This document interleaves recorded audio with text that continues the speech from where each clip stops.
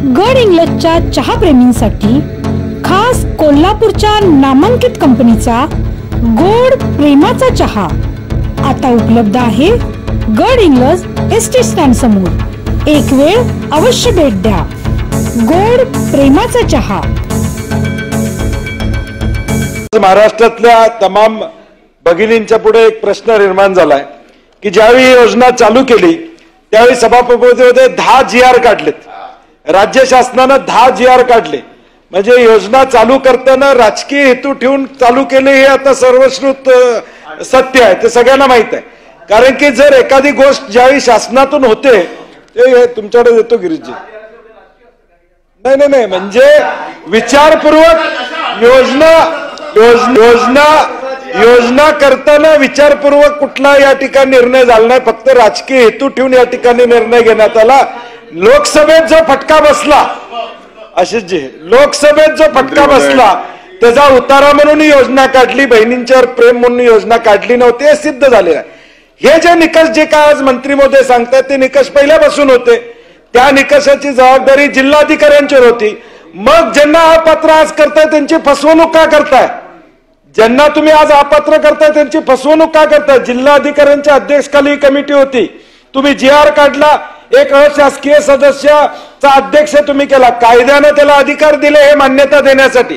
खाली तुम्ही लिहिलं स्थानिक ग्रामसेवक स्थानिक अधिकाऱ्यांचा सर्ट घ्या।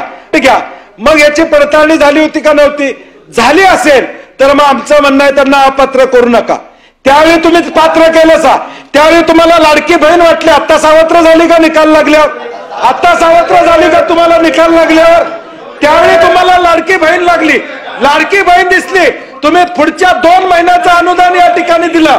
या राज्यामध्ये मतासाठी या राज्यामध्ये अशी एकही योजना नाही गिरीश महाजनजी की पुढच्या महिन्याचे पैसे आम्ही आधी देतोय, अशी या राज्यात कुठली योजना नाही आहे। तुम्ही एक योजना सांगा, तुम्ही एक गतिमान असू दे, पुढच्या 6 महिन्याचे द्या, तुमच्या ताकद आहे ना। आमचं जाहीर आव्हान आहे, एवढी बहीण लाडकी वाटत असेल तर 2025चं वर्षाचं अनुदान तुम्ही त्यांना द्या, या 1 वर्षाचं अनुदान या ठिकाणी द्या। भाऊबीजेला तुम्हाला लाडकी बहीण या ठिकाणी आठवली, 2 महिन्याचं अनुदान तुम्ही दिलं, ताबडतोब निकाल लागल्यावर हे अनुदान थांबवायचं काम या ठिकाणी केलं। 2100 रुपयाची तारीख या ठिकाणी सभापती महोदय सांगितली जात नाही। आमचा स्पेसिफिक मुद्दा आहे, ज्यांना तुम्ही अपात्र केलं जिल्हाधिकाऱ्यांच्या कमिटीनं हे पात्र केलेले हे सगळे आहेत, त्यांना परत पात्र या ठिकाणी करणार आहात का? निकषात बदल करून या ठिकाणी तुम्ही भूमिका घेणार आहात का? डाटा तुमच्याकडे उपलब्ध होता, KYC झालेला डाटा तुमच्याकडे वेगवेगळ्या डिपार्टमेंटचा आहे, त्याचा उपयोग तुम्ही त्या ठिकाणी का केला नाहीत? आणि त्यावेळी लाडकी असणारी बहीण आता का सावत्र वाटायला लागल्या असा प्रश्न। आणि पुढच्या वर्षभराचे गिरीश महाजनजी म्हणले तसं वर्षभराचे 1500 किंवा 2100 रुपये ऍडव्हान्स दिले तर तुमचा जाहीर कोल्हापूरमध्ये मी सत्कार करतो।